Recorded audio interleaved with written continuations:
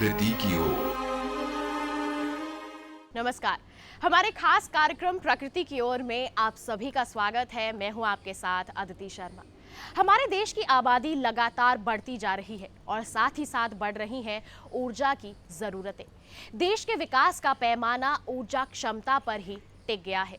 ऐसे में हमारे देश को ज़रूरत है एक ऐसी ऊर्जा की जो गुजरते समय के साथ खत्म ना हो सके, प्रकृति की रक्षा करे। और एक ऐसी ही ऊर्जा है सौर ऊर्जा, जो कि अक्षय ऊर्जा भी कहलाती है। आज हमारे इस कार्यक्रम में हम उसी के बारे में चर्चा करेंगे।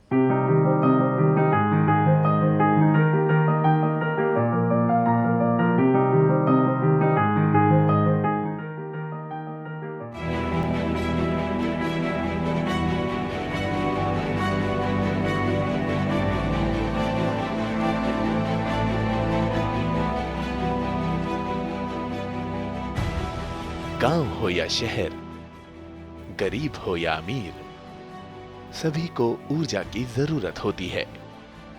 ऊर्जा ना हो तो हम एक कदम आगे नहीं बढ़ सकते। अब अपने दैनिक जीवन के क्रियाकलापों को ही देख लें। हमें सुबह उठने से लेकर रात को सोने तक बिजली, पंखा, एसी, मोबाइल, कंप्यूटर, परिवहन, भोजन निर्माण जैसी छोटी बड़ी हर गतिविधि के लिए ऊर्जा की जरूरत पड़ती है। एक तरफ आज हमारे जीवन में ऊर्जा की जरूरत तेजी से बढ़ रही है, वहीं दूसरी ओर बढ़ती आबादी की इस ऊर्जा जरूरत को पूरा करना देश और सरकार के सामने एक चुनौती बन गई है। ऊर्जा के दो मुख्य स्रोत होते हैं, पहला अनवीकरणीय या नॉन रिन्यूएबल ऊर्जा और दूसरा नवीकरणीय या रिन्यूएबल ऊर्जा। नवीकरणीय ऊर्जा को अपारंपरिक या अक्षय ऊर्जा भी कहते हैं, क्योंकि ये ऊर्जा प्रकृति में कभी क्षय नहीं होती और पारंपरिक तौर पर इनका उपयोग नहीं किया जाता। रिन्यूएबल एनर्जी सोर्सेज की एक खास बात यह है कि एक तो इस्तेमाल हम बार बार कर सकते हैं, दूसरा ये है कि ये इनको दोबारा पैदा करने के लिए कोई विशेष एफर्ट की ज़रूरत नहीं पड़ती। जबकि नॉन रिन्यूएबल सोर्सेज ऐसे हैं जिनके लिए अगर हम सोचें कि दोबारा इस्तेमाल हो सकें, दोबारा पैदा कर सकें, तो उनको हज़ारों लाखों साल लगते हैं।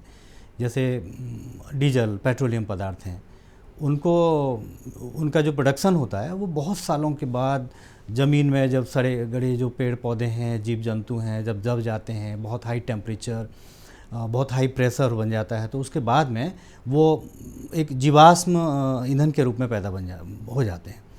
उनको हम नॉन रिन्यूएबल बोलते हैं। तेल, कोयला, गैस जैसे अनवीकरणीय ऊर्जा को पारंपरिक तौर पर लंबे समय से मानव समाज के द्वारा उपयोग किया जाता रहा है। ऊर्जा के ये रूप प्रकृति में सीमित मात्रा में उपलब्ध हैं। भविष्य में इनके समाप्त होने का खतरा है, इसलिए ऊर्जा के इन स्रोतों पर हमारी अधिक निर्भरता ठीक नहीं है। जब इस बात की जागरूकता बढ़ी, तब ऊर्जा मांग की पूर्ति के लिए ऊर्जा के वैकल्पिक स्रोतों की तलाश आरंभ हुई। प्रकृति में ऊर्जा के ये विकल्प सहज उपलब्ध हैं। सौर, पवन, पनबिजली और बायोगैस जैसे नवीकरणीय ऊर्जा स्रोत जब लगातार असीमित मात्रा में ऊर्जा प्रदान कर रहे हैं, तो फिर क्यों ना इस ऊर्जा स्रोत का भरपूर उपयोग किया जाए। नॉन रिन्यूएबल सोर्सेज का बड़ा जो भंडार है, अगर हम कहें स्टॉक का हम अपने पास कहें, बहुत सीमित है। जिस हिसाब से हम उनको इस्तेमाल कर रहे हैं अपने व्हीकल्स में और बहुत सारे कामों में, तो अगर हम उसको देखें तो वो माना जा रहा है कि 30-35 साल में लगभग वो ख़त्म हो जाएंगे। और अगर हम उन्हीं के ऊपर डिपेंड रहे 30-35 साल के बाद हम क्या करेंगे? तो हमें इस तरीके के सोर्सेज की तरफ भी जाने की ज़रूरत है जो कि रिन्यूएबल हों, जिनको कितना भी इस्तेमाल करो, बार बार इस्तेमाल करो, ख़त्म नहीं हो और एनर्जी भी हमें उस तरीके की मिल सके। तो ऐसे नॉन रिन्यूएबल सोर्सेज की हमें तरफ जाने की ज़रूरत है। वहीं कोयला, तेल, प्राकृतिक गैस और नाभिकीय ईंधन से निश्चित रूप से हमें अधिक ऊर्जा मिलती है, लेकिन इनका हमारे पर्यावरण और सेहत पर बहुत घातक असर होता है। इनकी एक खास बात और भी है रिन्यूएबल सोर्सेज की कि वो पर्यावरण पे इनका बहुत कम प्रभाव पड़ता है। पर्यावरण प्रदूषण की जब हम बात कर रहे हैं, अगर पेट्रोलियम प्रोडक्ट से पेट्रोलियम वाले जो एनर्जी सोर्सेज हैं, डीजल है, डीजल कार पे जैसे आजकल बैन लगने की बात हो रही है, सब लोग सीएनजी की तरफ जा रहे हैं, सीएनजी से कम पॉल्यूशन होता है। ऐसे अगर हम रिन्यूएबल सोर्सेज की बात करें तो इनसे तो बहुत ही कम हमारा पॉल्यूशन होता है, पर्यावरण को बचाने की बात है। आज जिस वायु प्रदूषण की मार हम झेल रहे हैं, उसके पीछे मुख्य जिम्मेदार है पेट्रोल, डीजल जैसे जीवाश्म ईंधन और उनसे चलने वाले वाहनों से निकला धुआं। आज की डेट में देखा जाए तो हम सबसे महत्वपूर्ण है ऑयल, कोल, डीजल, ये हमारे जीवाश्म एनर्जी स्रोत हैं और इनका जो आज के देश में उपयोग किया जा रहा है भारतवर्ष में, वो हम करीब 72% जो हम एनर्जी स्रोत ले रहे हैं वो इसी से हम यूज़ कर रहे हैं और इनका दोहन इतनी तेज़ी से हो रहा है और इसके साथ साथ ये हमारे मानव पे भी प्रभाव डाल रहे हैं, हमारे पर्यावरण पे भी विपरीत प्रभाव डाल रहे हैं। दुनिया के बाकी देशों सहित भारत में पिछले कुछ वर्षों से कार्बन फुटप्रिंट की चर्चा हो रही है। कार्बन फुटप्रिंट का सीधा सा अर्थ है पर्यावरण में कार्बन का उत्सर्जन। इसका हमारे पर्यावरण और मनुष्य की सेहत पर खतरनाक प्रभाव होता है। नेचुरल गैस की बात की जाए, जहाँ पर हम समुद्र के नीचे से गैस निकालते हैं, तेल निकालते हैं, दोहन उनका भी करते हैं, तो वहाँ पर कार्बन डाइऑक्साइड की मात्रा तो कम होती है, लेकिन और जो गैसें, जो मीथेन गैसें निकलती हैं, तो वो भी हमारे पर्यावरण को नुकसान पहुँचा रही हैं। जो भी हमारे ग्रीन हाउस इफ़ेक्ट का जो एक पूरा एक संतुलन बना है उसको उसमें प्रभावित किया है। वर्तमान समय में दुनिया में कार्बन के 3 बड़े उत्सर्जक देशों की कतार में चीन और अमेरिका के बाद भारत तीसरे नंबर पर है। ये गंभीर चिंता की बात है। ऊर्जा के पारंपरिक स्रोतों से कार्बन का अधिक उत्सर्जन होता है, वहीं सौर ऊर्जा जैसे स्रोत के उपयोग से कार्बन उत्सर्जन में व्यापक कमी लाई जा सकती है। दिसंबर 2015 में हुए पेरिस जलवायु सम्मेलन में भारत ने साल 2030 तक कार्बन उत्सर्जन की मौजूदा दर को 35% करने का संकल्प लिया था। इस लक्ष्य को हासिल करने के लिए मौजूदा सरकार ने सौर ऊर्जा के क्षेत्र में बड़े निवेश करके इस ऊर्जा विकल्प को अपनाने की बात कही थी। अभी कार्यक्रम में वक्त हो चला है एक छोटे से ब्रेक का। आप कहीं मत जाइएगा। ब्रेक के बाद हम आपको बताएंगे सौर ऊर्जा के बारे में, कैसे हम सूर्य से एक साफ और स्वच्छ ऊर्जा प्राप्त कर सकते हैं, इसके बारे में जानेंगे। बने रहिए दूरदर्शन किसान पर और देखते रहिए हमारा कार्यक्रम प्रकृति की ओर।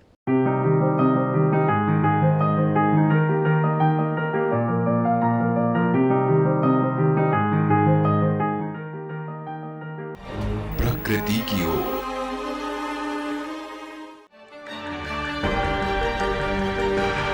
कहाँ चलेगी शीतलहर, कहाँ पड़ेगी बर्फ,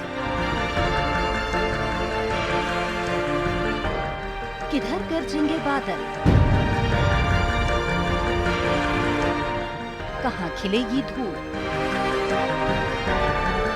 किस इलाके पर है तूफान का साया और कैसे करें खेती।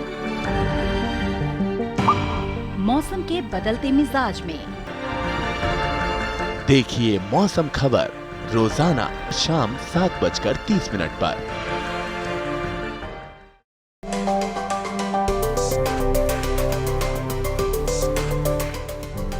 मंडियों का हाल,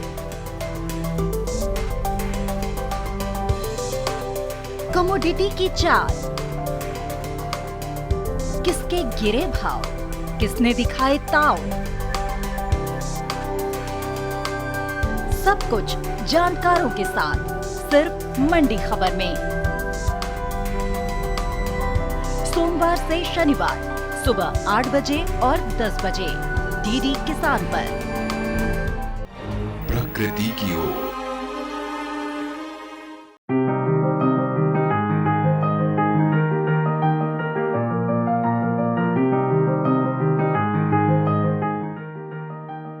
अभी हमने जाना अक्षय ऊर्जा के बारे में। अक्षय ऊर्जा होती क्या है? अब हम बात करेंगे सौर ऊर्जा के बारे में और जानेंगे कि कैसे सौर ऊर्जा हमारे पर्यावरण के लिए हितकारी साबित हो सकती है और कैसे ये हम मनुष्य के जीवन को सरल और सहज बना सकती है। पृथ्वी पर जीवन के संचार का मुख्य स्रोत है सूरज। समस्त जीव जगत को ऊष्मा देने वाला सूर्य दरअसल ऊर्जा का असीमित भंडार है। इसमें कोई दो राय नहीं कि सौर ऊर्जा मनुष्य की ऊर्जा जरूरतों को पूरा करने में हर तरह से सक्षम है। ये प्रकृति की नेमत है कि सौर ऊर्जा हमारे देश में बड़ी मात्रा में उपलब्ध है। हर साल हमारे देश में 5000 टेरावाट घंटा सौर ऊर्जा प्राकृतिक रूप से पहुंचती है। ये ऊर्जा की बहुत बड़ी मात्रा होती है। कम लफ्जों में इतना कहा जा सकता है कि इस अपार ऊर्जा के 10वें हिस्से से भारत के करोड़ों घरों को रोशन किया जा सकता है। सरकार सौर ऊर्जा का संचय करने की ओर गंभीर है। इस दिशा में उठाए गए अनेक कदम इस बात को प्रमाणित करते हैं। 2010 में भारत की सौर ऊर्जा क्षमता 161 मेगावाट थी, जो 2017 में बढ़कर 12,289 मेगावाट हो गई है। 6 साल के अंदर सौर ऊर्जा संचय की दिशा में हमारे देश ने लगभग 75 गुना इजाफा किया है। अगर भारत के गांवों की बात करें तो हमें देखने को मिलता है कि यहाँ आज भी विद्युत की उचित व्यवस्था नहीं है। हमारे गांवों में बड़ी संख्या में लोग बिना बिजली के जीवन गुजारने को विवश हैं। हमारे ज्यादातर उद्योग और कृषि से जुड़े कार्य कोयला से पैदा होने वाले विद्युत पर निर्भर हैं। देश के कुल विद्युत उत्पादन का लगभग 35% उद्योग, 20% कृषि, 26% घरों और 10% व्यावसायिक उपयोग में काम आता है। पूरे देश को देखें तो आज ऊर्जा की लगभग आधी जरूरत कोयले से ही पूरी की जाती है। इसके साथ हम ये भी जानते हैं कि कोयले का प्राकृतिक भंडार सीमित है। ऐसा अनुमान है कि हमारे देश में बस इतना कोयला मौजूद रह गया है कि साल 2040 तक इससे काम चलेगा। ऐसे मोड़ पर हमें आत्ममंथन तो करना ही होगा कि कोयला जैसे जीवाश्म ईंधन पर निर्भरता को हम छोड़ें। कोयला एक ऐसा जीवाश्म ईंधन जिसका भंडार सीमित है और उससे पर्यावरण को भी नुकसान पहुंचता है। उसका दोहन करने में समझदारी नहीं। ऐसी परिस्थिति में सौर ऊर्जा हमारे सामने एक बेहतर विकल्प के रूप में मौजूद है।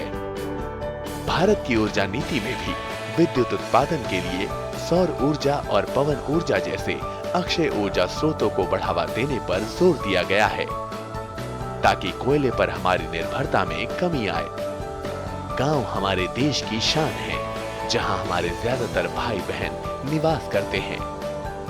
इसलिए शहरों और गांवों में ऊर्जा की समान आपूर्ति सरकार का मुख्य लक्ष्य है। केंद्र और राज्य सरकार एक साथ मिलकर ग्रामीण इलाकों में विद्युत आपूर्ति करती है। गांव के घरों में बिजली, पंखा, भोजन, लघु उद्योग जैसी रोजमर्रा की जरूरतें पूरी करने के लिए सरकार सौर ऊर्जा के विस्तार पर काम कर रही है। सरकार का इस बात पर भी ध्यान है कि सौर ऊर्जा के उपकरण लगाने के बाद उनके रखरखाव और मरम्मत की भी उचित व्यवस्था रहे। इसके लिए ग्राम पंचायत और गैर सरकारी संस्थाओं को जिम्मेदारी दी जा रही है। 2015 में भारत के लगभग 85% ग्रामीण खाना पकाने के लिए लकड़ी, कोयला जैसे जीवाश्म ईंधन पर निर्भर थे। लेकिन सरकार की ओर से सौर ऊर्जा में हो रहे लगातार विकास से ये तस्वीर बदली है। सौर ऊर्जा की राष्ट्रीय योजना के अंतर्गत लाखों की संख्या में सोलर लालटेन, सोलर होम लाइटिंग सिस्टम और स्ट्रीट लैंप ने आज गांवों के अंधेरे को उजाले में बदल दिया है। सोलर कुकर ने ग्रामीणों के चूल्हे से उठने वाले जानलेवा धुएं और तपिश को कम किया है। इससे सबसे बड़ा फायदा ग्रामीण महिलाओं को हो रहा है। सरकार शहरों में भी सौर ऊर्जा के संचय को लेकर गंभीर है। सरकारी और व्यावसायिक भवनों की छत पर रूफटॉप सोलर पैनल लगाने का काम तेजी से हो रहा है। देश के करीब 100 शहरों को सोलर सिटी और 11 राज्यों में सोलर पार्क बनाए गए हैं। तमिलनाडु, राजस्थान, गुजरात, मध्य प्रदेश और महाराष्ट्र हमारे देश के प्रमुख सौर ऊर्जा उत्पादक राज्य हैं। राजस्थान में सूर्य की ऊर्जा को संचित करने की सबसे ज्यादा संभावना है, जिसका सरकार पर्याप्त लाभ उठा रही है। रात के समय और जब आकाश में बादल हो, तब सौर ऊर्जा की आपूर्ति बाधित होती है। लेकिन सरकार ने सौर ऊर्जा में हाइड्रो इलेक्ट्रिसिटी का उपयोग करके इस चुनौती का भी समाधान निकाल लिया है। सौर ऊर्जा हमारे किसान भाइयों के लिए भी लाभ की उम्मीद बनकर आई है। खेतों की सिंचाई के लिए अब किसान solar photovoltaic water pumping system का इस्तेमाल कर सकते हैं। इस सिस्टम में 200 से लेकर 3000 वॉट के मोटर लगे होते हैं, जो प्रतिदिन लगभग 1,40,000 लीटर पानी पंप करने की क्षमता रखते हैं। अभी तक सौर ऊर्जा से चलने वाले ये पंपिंग सेट हजारों की संख्या में किसान भाइयों ने लगा लिए हैं। भारत में सौर ऊर्जा से जुड़ी कामयाबी की ये दास्तान न केवल गांवों में विद्युत आपूर्ति के एक बेहतर विकल्प को बयां करती है, बल्कि ये ग्रामीण जीवन शैली में सुधार, रोजगार और युवाओं की शिक्षा में इजाफे का सुनहरा संकेत भी देती है। कार्यक्रम में वक्त हो चला है एक छोटे से ब्रेक का। आप कहीं मत जाइएगा। ब्रेक के बाद सौर ऊर्जा के बारे में और भी अधिक जानकारी हासिल करेंगे। बने रहिए दूरदर्शन किसान पर और देखते रहिए हमारा कार्यक्रम प्रकृति की ओर।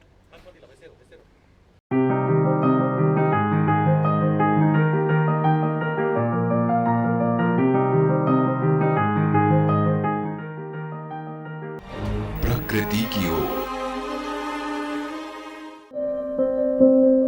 ये कामयाबी है अन्नदाता की।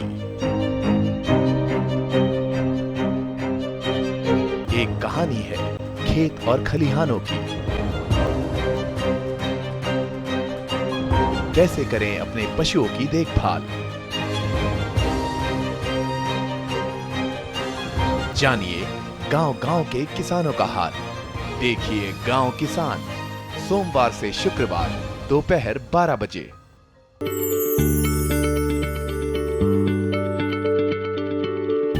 क्या आप किसी बीमारी से परेशान हैं? चाहते हैं डॉक्टर की सलाह? तो हम हैं आपके साथ।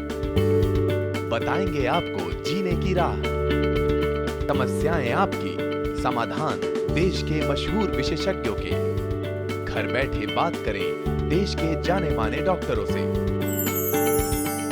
हर शनिवार शाम 6 बजे से 7 बजे तक फोन कर डॉक्टरों से करिए सीधी बात हमारे लाइव प्रोग्राम स्वस्थ किसान में। हमारे टोल फ्री नंबर हैं 1800-113060 और 1800-113061। प्रकृति की ओर।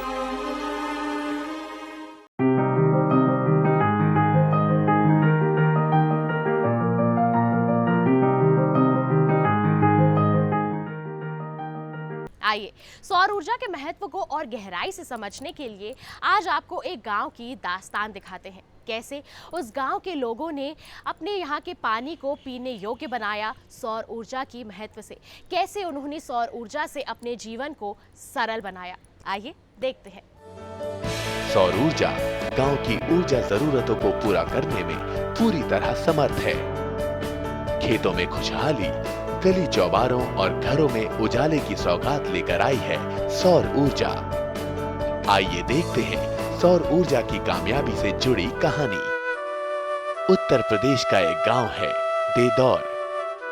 वैसे तो इस गांव में वर्षों पहले बिजली आ चुकी है, लेकिन बिजली की कमी के कारण यहाँ पर सप्लाई की बड़ी कमी थी। जरूरत के समय बिजली न मिलने से इस गांव के निवासी बड़े परेशान रहते थे। बच्चों को लालटेन या मिट्टी के तेल में पढ़ाई करनी पड़ती थी। एक और समस्या थी इस गांव की, जो कि सबसे बड़ी समस्या के रूप में उभर के आई, और वो समस्या थी पीने के पानी की। देदौर गांव के आसपास का पानी पीने लायक नहीं था। वजह थी पानी में फ्लोराइड की अधिक मात्रा का होना, जिससे गांव के बच्चों से लेकर बुजुर्ग तक बीमार रहते थे। इस समस्या का एकमात्र इलाज था कि पानी को साफ करके पिया जाए, लेकिन इतने बड़े स्तर पर पानी को साफ करने का संयंत्र लगा पाना भी बड़ा दुष्कर काम था। इतनी सारी परेशानियों के बीच जब इस गांव के लोगों को सौर ऊर्जा और इसके लाभों के बारे में पता चला, तब इस गांव के लोगों ने एकजुटता दिखाते हुए पानी को साफ करने के लिए सौर ऊर्जा चलित पानी के संयंत्र लगाए, जिससे गांव वालों को बहुत सी परेशानियों और समस्याओं से निजात मिल गई। आज इस गांव के हर एक दरवाजे पर लाल रंग के पानी के नल लगे हुए हैं। खास बात यह है कि सौर ऊर्जा की सहायता से पानी को आधुनिक तरीके से साफ किया जा रहा है और इन संयंत्रों को चलाने के लिए 650 वॉट की सोलर प्लेट्स लगाई गई हैं। इन प्लांट्स में 1 से 2 हॉर्स पावर मोटर का पंपिंग सेट लगा हुआ है, जो कि 15 मिनट में 1000 लीटर पानी निकाल सकता है। इस समय गांव में कुल 21 प्लांट पानी को साफ करने में लगे हुए हैं, जो गांव की शुद्ध पानी की जरूरत को पूरा करते हैं। देदौर गांव में इस वैकल्पिक ऊर्जा यानी सौर ऊर्जा चालित संयंत्रों के लग जाने से न सिर्फ यहाँ के ग्रामीण खुश हैं, बल्कि यहाँ बच्चों को भी बहुत फायदा मिला है। उनको पढ़ने के लिए उचित प्रकाश व्यवस्था जो मिल गई है। यहाँ की महिलाएं भी खुश हैं कि उनके परिवार के लोग दूषित पानी पी के बीमार नहीं होते। शाम होते ही अंधेरों में डूब जाने वाली गांव की गलियां अब रोशन हो जाती हैं। ग्रामीणों की जागरूकता की वजह से आज ये गांव उन्नति के रास्ते पर अग्रसर है। तो आज के हमारे इस कार्यक्रम में हमने जाना कि हम ऊर्जा के अलग अलग स्रोतों से कैसे एक साफ और स्वच्छ ऊर्जा प्राप्त कर सकते हैं, जो कि हमारे पर्यावरण के लिए भी काफ़ी लाभकारी साबित हो सकती है। तो आइए आज हम सब मिलकर एक प्रण लेते हैं कि पर्यावरण को स्वच्छ रखने के लिए हम सौर ऊर्जा को अपनाएंगे और अपने देश को विकास के पथ पर आगे बढ़ाएंगे। आज के हमारे इस कार्यक्रम में बस इतना ही। अगले अंक में फिर होगी आपसे मुलाकात। तब तक के लिए हमें दीजिए इजाजत। नमस्कार।